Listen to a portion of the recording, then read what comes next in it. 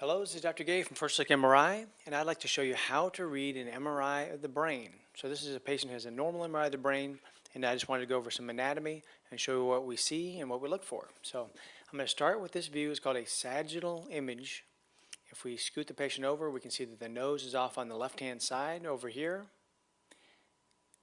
and we can see the tongue is down over here.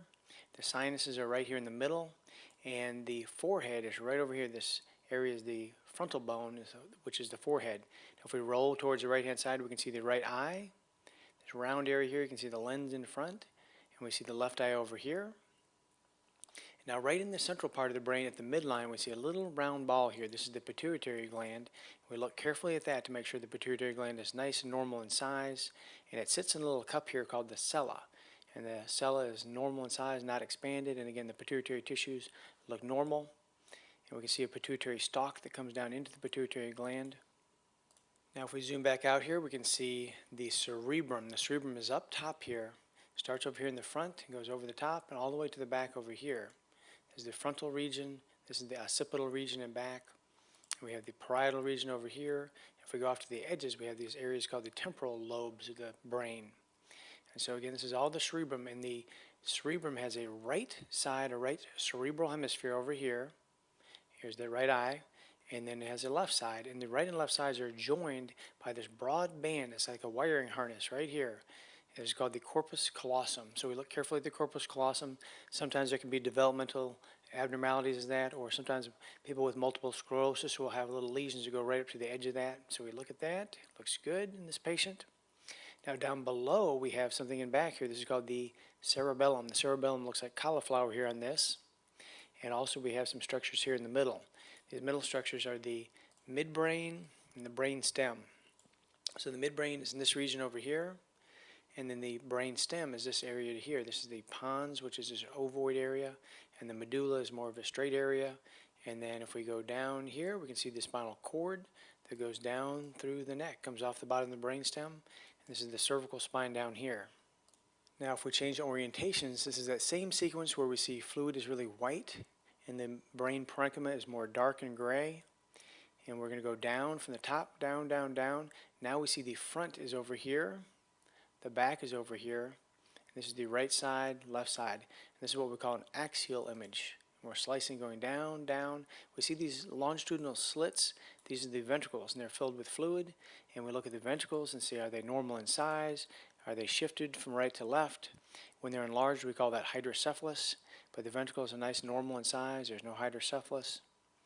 And we come down here. We see the right eye, left eye. Look at the lenses. We see, make sure the eyes are normal in contour. Make sure they're not poking out, which we call proptosis.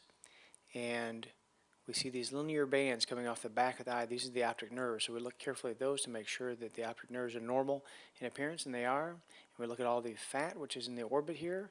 Right and left side, the fat looks preserved and nice.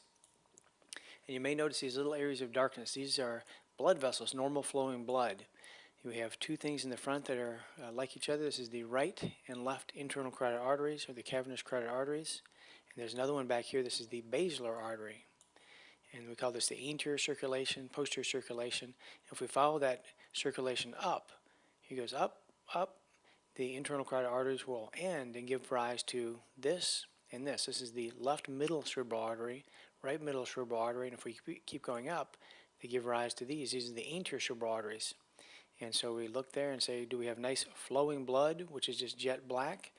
And yes, we do in both of the internal carotid arteries. The basilar artery here looks good.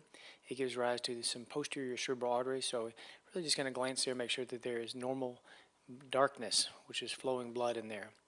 In the very, very back, there's also a dural venous sinus here. So this is a venous channel where the blood returns through here.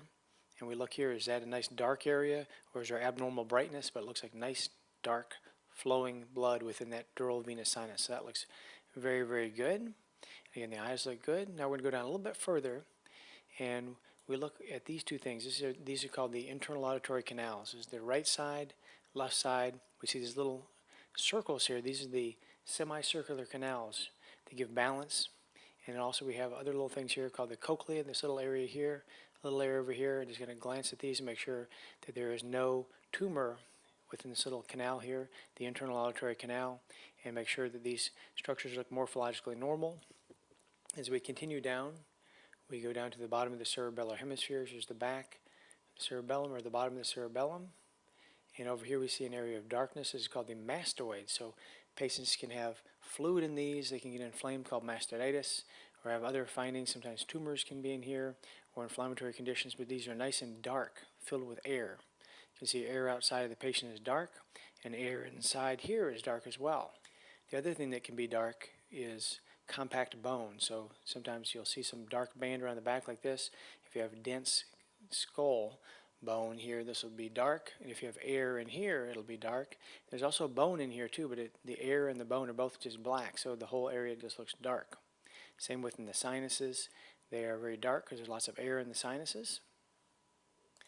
This is another orientation where we're looking straight at the patient. If we go very far forward, we'll see the eyes. Here's the right eye, left eye. We can see the lenses there in the very front. This is the nose area, sinuses. And with the eye, we can see the optic nerve coming off the back on the right. Here's the optic nerve there. And we see this bright stuff around is the orbital fat. And we see these little dark bands. These are the extraocular muscles. These are the muscles that make the eyeballs move. You can see how if this one contracted, it would pull the eye upwards on the left here. So we look at all these structures, make sure these are symmetric in size, and make sure the orbital fat is normal. And so everything looks really good with the eyes. If we continue on back here, we eventually get to the internal auditory canals again. Take another look at those.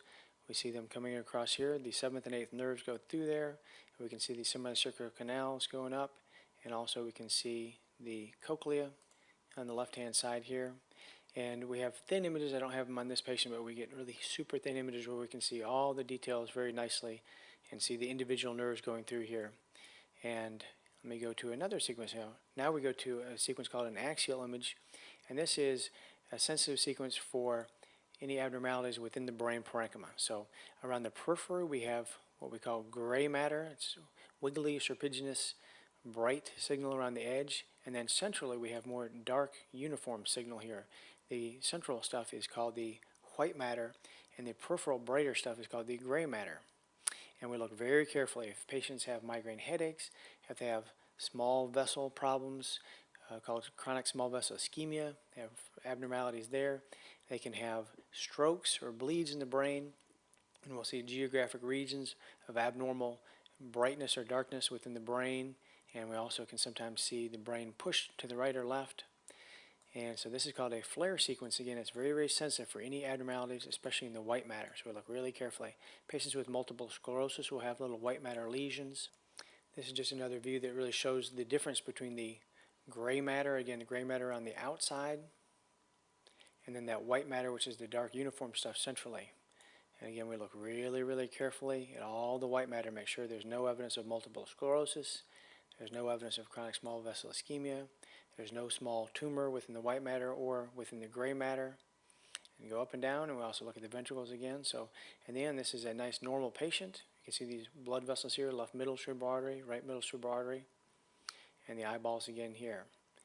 On this sequence as well, the fat is really dark. So you can see fat around the edge is dark, and also fat within the orbits is very dark as well. So if there were an inflammatory condition involved in the eyes, that would stand out.